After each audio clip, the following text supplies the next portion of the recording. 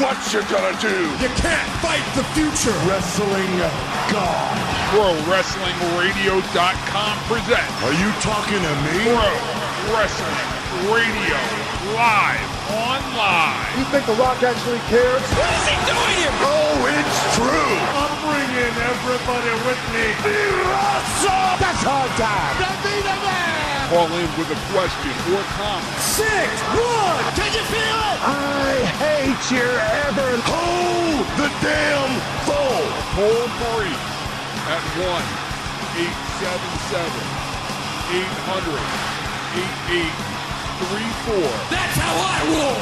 You're sex dependent. Come get some. Because I've done all of that. And now your host of the show, The king is back on his throne.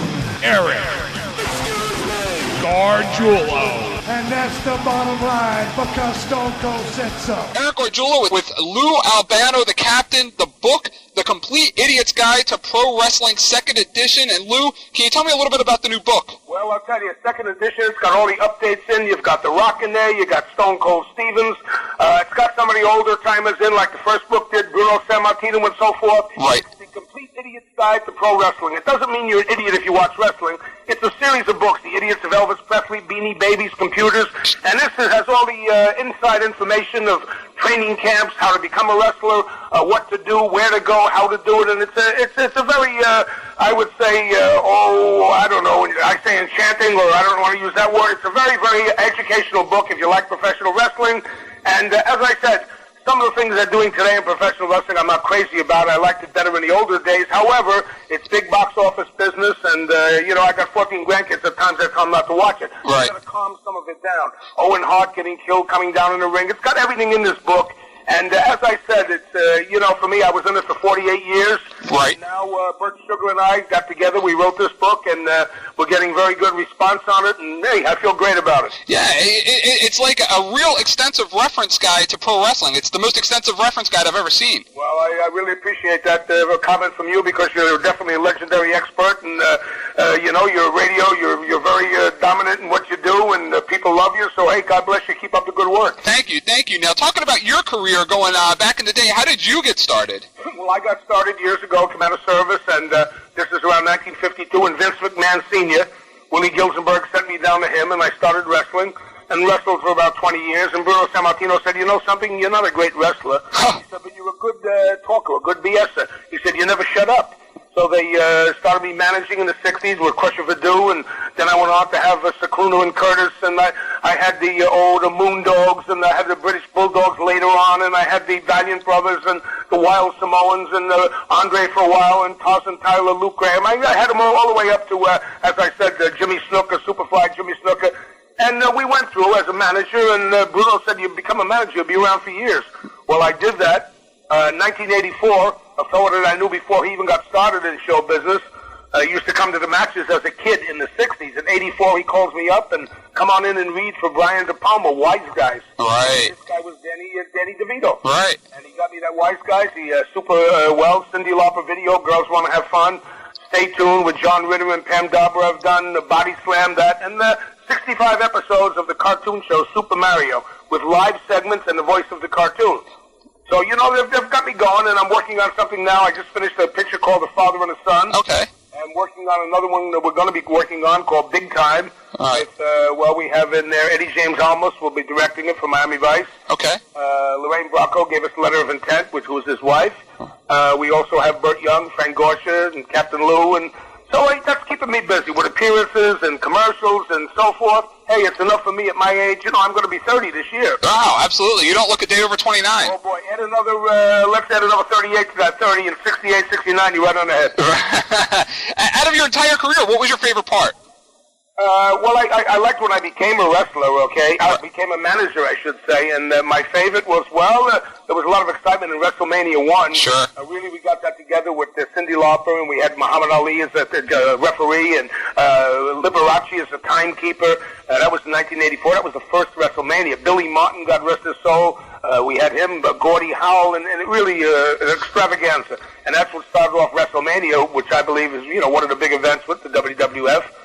And as I said, that was probably one of the highlights. And then the rest was being in a business that I've loved and done for years. As I said, I'd like to see it get back a little more to the original wrestling, right, where you have a 2-hour show and you got 10 minutes of wrestling and 45 hours of hype. Right. I mean, just get back a little more and keep the fingers down up in the air and the women dropping their tops. Don't go too far. Right, absolutely. Now you had the opportunity to work for both Vince Sr. and Jr. What are the comparisons for working for each of them? Well, first of all, Vince Sr. to me is a legend. When I was hurt years ago, every week I got my check. In them days, $500 was a lot of money. Right. Okay, we didn't make the money the guys made of today, so there's no enviousness there. In our day, that was good money. Right. Every week I had a check. Vince McMahon Sr. was truly a legend in his own time. Jr. is a businessman. Sure. Okay, Jr. and I don't see eye to eye on a lot of things. I don't want to criticize him. He's not here to answer. Sure. But as I said, I don't like some of the things he's doing. However, business-wise, he is a businessman. He's out there, and, he's out there calling his daughter a name, and right, his wife, and his this and his that, and he's doing things that I don't know. I'm not crazy about. Right, absolutely. Now, he comes out and they said, well, the daughter comes out, Linda, and says, not Linda. Linda is his wife. Stephanie, the daughter. Stephanie comes out and says, Dad, Mom is very sick, and this and that, and he comes out with a blonde with him. He goes, oh, I can't believe it. And he's looking in the mirror. Right. She's very sick. He said, I can't. All of a sudden, a big smile on his face. Right. All they wanted was my money. I mean, it's just that I think they're overdoing it. And little kids are watching it, and they're trying to emulate what they see. We tell kids don't do it. I notice he's putting on a little stuff on Saturday mornings when a lot of kids watch. Don't try to do what you see. Right. I guess there have been accidents, and people are getting turned off, and parents getting aggravated, and, we got to be careful. Yeah, absolutely. Could you see Vince Sr. doing something like that with his family? No. Vince made a statement one time, if his father were alive, he'd turn over backwards if he knew what I was doing. But, I guess that's true. And, right. Vince McMahon years ago had his own territory. We ran from, say, Virginia up to Maine and never went past Pittsburgh. And there were territories in the Midwest. You had, let me think of his name again just a minute. Well, anyway, out in California, there was... Shire, Roy Shire? Roy Shires, and you had Pat Patterson out there with Roy Shires. In Florida, you had, what's his name? Eddie Graham. Eddie Gossett, who was Eddie Graham. Right. Okay, and then in the Midwest, we had Fred Cola, ran the Midwest. Texas, you had Burke and Siegel. And there were different territories. You went from territory to territory. Vince got a national TV, went all over the world, and, I'm sure... Some people are aggravated. You had Vern Gagne in the Minnesota area. Right. And Vince just went out and did what he wanted to do and just say, what am I going to say? Yeah. Of the two, if I had to have a choice, I would say I definitely prefer the dad. Yeah. Being honest, I'm not knocking the Junior or anything else. Like I said, he can't defend himself when he's not here, but I would pick his father if I had to. I think his father was a legend. Sure, absolutely. Now, a lot of people have done tell-all books and shoot interviews over the last couple years. It's been...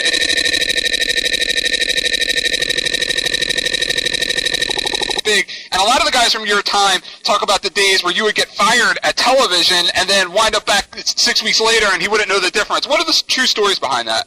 Well, there were times at TV, certain things would go wrong and this and that, and they'd be upset. But McMahon Sr. would, if you got fired, he'd have a way about him. Sometimes he'd yell at me. I got fired quite a few times. Right, that's what they say. Yeah, and he'd come back and Captain Lou, get back here and behave yourself, and and be careful and watch. Don't be drinking and don't be this and don't be that. He had a point. Right. Later, he'd call me up. Are you going to behave yourself now? And oh yeah, Vince, I will. And I'd come back again. He'd give you a second chance. Yeah. I don't know if Junior would do that. Yeah.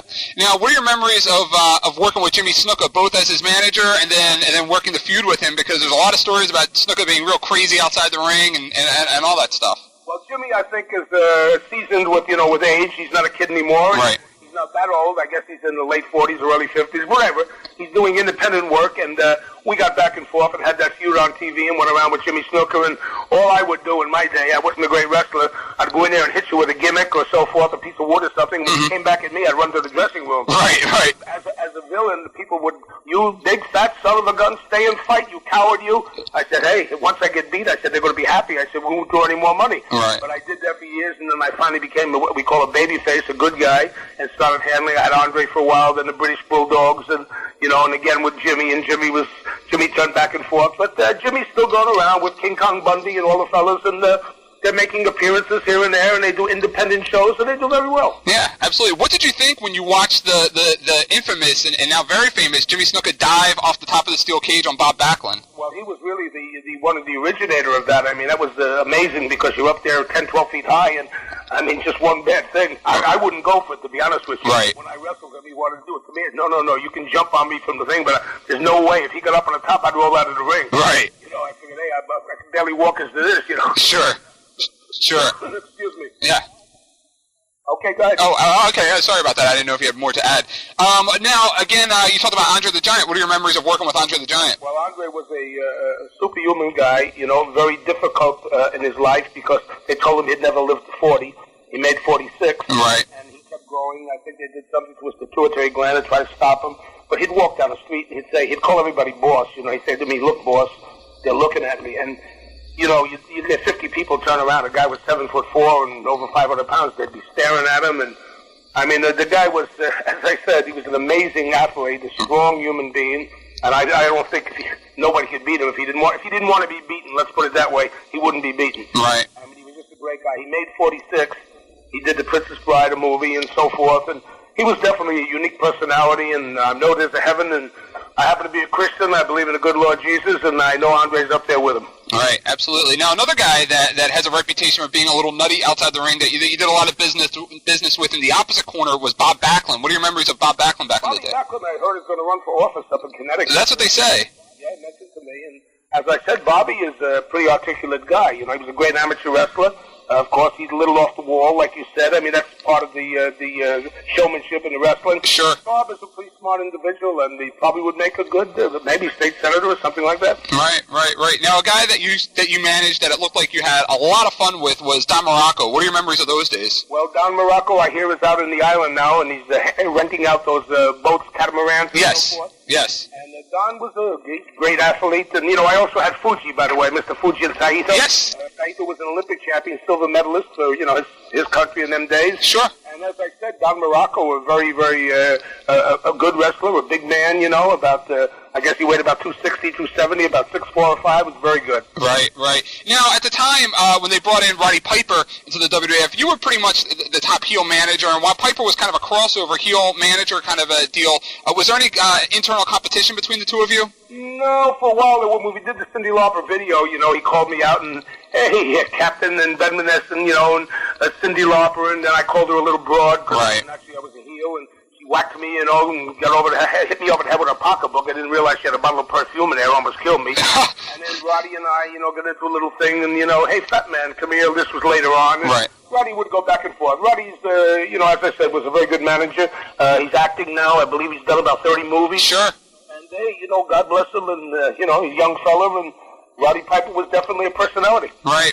Now, what were your initial thoughts when Hulk Hogan came into the WWF the second time around, and they did the whole deal because it was quite different from what you had been accustomed to at that point? Well, actually, the Samoans told me about Hulk Hogan originally because we had Andre, and we wanted a big guy to go against Andre. Right. Hogan's name is Terry Bollea. He was a bass guitar player out of Florida. Right. And they were looking to bring someone in. In fact, his wife opened a restaurant now down in, I think it's St. Peter, Clearwater. Okay. And Terry came in, and he went around with Andre, and then got a little aggravated and left and went out to Vern Gagne. He did that movie, he was Thunderlips in Rocky III, I believe. Correct. And after that, his career just bloomed, and he came back, and he went down with Turner and had a deal with him, and back and forth, and he's definitely been a money maker, and, you know, and I come in the business of wrestling. Right. Just as Bruno Sammartino for 13 years as a world champion, when you talk about the older timers, you had the Killer Kowalskis, the Bruno Sammartinos, Argentina, Rocca. I mean, you talk about these guys were truly legends. Right. Irish Danny McShane. There were so many good ones. Oh, absolutely.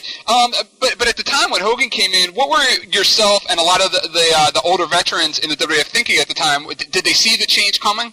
Well, I kind of noticed it, you know, because he was at WrestleMania 1. Right. And you could kind of see that they were leaning a little more towards showmanship than the older days. Right. And with Hollywood Hulk Hogan and the blonde hair and, you know, this and strutting around the ring. And as I said, these are the world's greatest athletes. That I'll admit to. However, you know, we're talking, you're not betting on wrestling. It's sports entertainment, which the promoters themselves tell you.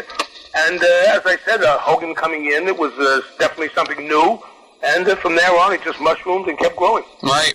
Now, how did the whole Cyndi Lauper thing come about? Well, Cyndi met me on a plane coming in from Puerto Rico. Okay. And Danny DeVito mentioned, I think she mentioned to her this and that, and she asked me if she should come to the Garden. Right. She came to Madison Square Garden, and they had the Star there in the Inquirer. Now, I was a villain then, you know, we call a heel. Right. And I saw her there, and I winked at her, and I said, Cyndi Lauper, you're a nice little broad. I said, I'm a what? I said, you're like other women, good for having babies and cleaning the house. Well, the woman's lib, I went on Letterman, they picketed me, they kept yelling boo, boo. I said, they're not yelling boo, they're yelling loo, loo, loo. Right. The body women love and men envy. Meantime, I'm 350 pounds with my belly sticking out, and now I'm down to, I lost about 100 and something pounds. God bless you. Yeah. But, at that time, and okay, fat man, she said, I'll pick a girl to wrestle your girl. She picked Wendy Rector, a young, good-looking athlete. I had Moolah, who I'm not knocking, but Moolah was, almost my age. Right. Or maybe even more, and we got beaten. I apologized. I said, women are at least as good as men, if not in most cases better. Right. So that made me straight again, and I went back and then started handling what we call baby faces, who were the good guys. Right. Now, what are your memories of working with the Dynamite Kid? With the Dynamite Kid? Yes. Dynamite Kid, Davey Boy, and Dynamite Kid were excellent athletes, the British Bulldogs. Yeah. They're from Manchester, England, and someone said that Davey Boy, or is it Dynamite? One of them was hurt. Dynamite. I believe Dynamite. Dynamite. And, off for a while, and Davey Boy was back and forth. Their brother-in-law is Jimmy Neidhart. Right. And they were related to the Harts, They of course. The Hart family. And I would say fine, super athletes. I mean, great guys, like Jimmy Snuka and them and so many. Bobby Backlund, again, you got to remember, was a great amateur wrestler. Of course. And in our sport, we had people like Dr. Death, Steve Williams, national AAU champion, Danny Hodge, 3-time Olympic champ years ago. So these are the world's best athletes with the showmanship. Right. And you guys had Ozzy Osbourne in your corner, I believe, at WrestleMania, too. Yeah, we did. And then we had Donnie Warburton from New Kids in the Block. Oh, yeah, that's right. Oh, we had so many throughout the years. And then later on, Chuck Norris came in, who was a great guy. And Burt Reynolds was on some of the WrestleManias. And they all the way through up until the present. And, you've had Arnold involved. In fact, Arnold was on one of them. And I said, Arnold Schwarzenegger. Right. I said, big deal. You got a 54-inch chest. I said, I got a 54-inch waist. I said, look at those lumps all over. I said, you look terrible. I said, who taught you? Who trained you? He said, you did, Captain. You're my trainer. My mentor. That's great. Now, in your new book, you do talk about a lot of the inside gossip and a lot of the inside facts as well, and you give a lot of the real names out. Have you gotten any flack from your ex-fellow wrestlers for doing such an open book? Because basically most of the fans knew that Terry Bollea is, Hulk Hogan. Right. And they knew all the different names, and, Arnie Skolin used to be called Bobby Weaver. Right. The Golden Boy Bobby Weaver, and they basically knew names. And, look at the years ago, right after World War II, Willie Gilzenberg tells Hans Schmidt to walk in the ring. Right. He's wrestling a fellow named Halpern, a Jewish boy with the little cap on, right? Right. He goes into Madison Square Garden, the old garden up on 49th Street, and Willie told him, click your heels together and go Zig Heil. Right. Well, Hans goes Zig Heil. He goes to come out in the elevator, and one of the people that sell jewels, the Sephardic Jews, sure, has a gun on him. You dirty Nazi son of a gun, who's going to blow you away. He's going, please, I'm not German. My name is D. LeBeau, which was true. He was a freshman. Right. He was German, but he had to, he went back to Willie and said, you go out and click your heels together. The heck with the gimmick. He said, I don't want to get killed. But that was, so a lot of the people, they knew the boys' names anyway. Right. What are they going to say? Yeah. Absolutely. Well, I never disgraced the business. I've never said anything bad about it. I was proud to be in it. I started in '52. I still make occasional personal appearances. McMahon had my doll out with Jimmy Snuka and Freddie Blassie. Right. Which did very well. I have a new doll coming out now. Oh, do you? From a New England outfit up in Providence, Rhode Island. They've got Bundy, Snuka, myself. Okay. And that'll be in all hobby shops and stores around the country, and that's keeping it out there. Excellent. Now, how different was the WWF the second time around when you had returned to manage the Head Shrinkers? Came back in with the Head Shrinkers. That's one of them is the big guy now with the big rear end. Yeah, Rikishi. Forget about it. He must have gained 300 pounds since I have. Right. He gained the weight that you lost. Oh boy. So he did that and then some. Yes. But anyway, it started in, we had them, and first I had Afra and Sika. Right, of course. These guys, Rikishi, them are the nephews of Afra and Sika. Right. In fact, Samu is Apa's son. Right. And the other Rikishi is the brother's son, and they come in. In fact, the big guy, Rodney Anoya. Right. He wasn't Japanese. I mean, he was Samoan. Right. And I believe Rodney, we've lost him. Yes, he just passed away a couple months ago, unfortunately. That's what I had heard. He passed away. I mean, the poor guy, felt sorry for him. He got so big, and I guess the strain on his heart. But it was different. You come in, then I started becoming the good guy, and for a while my Head Shrinkers were good guys, and and went in from there and handled Snooker and that, and it was great. I enjoyed more being what we call a baby face. The villain was great. Right. They were starting to cut my tires and throw rocks at me. And jeez. Hey, these people are taking everything to heart. Right. It just means you're doing your job well. There you go. Yeah, absolutely. And were you ever approached during that era of the 80s, especially during the boom of wrestling, by the competition?